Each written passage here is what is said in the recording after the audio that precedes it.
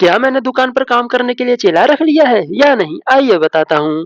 Yellow colour दूर से focus मारता और फिर दुकान खोलते ही ये छोटा बच्चा आ जाता है छोटा बच्चा जान के ना और रोल कार्डर देकर लापता हो जाता है। मेरे घर में घुसकर साइकिल चला रहा होता है तो इसको बुलाकर इसका पार्सल दे देता हूँ। येलो कलर दूर से फोकस मारता और इनके घर पे हेल्दी रिसेप्शन है पर रील मेरे दुकान पर शूट हो रहा है और साथ में मुझे भी ऐसा महसूस कराती है कि मैं एक सेलिब्रिटी हूँ। और ये लड़का है चाउमीन लेने पर, इसे खाली बैठा नहीं जाता तो लग जाता है प्याज काटने और कहता है कैब भाई तनी सिखाई देता है तो तहु के पीछे हम छोड़ देवे।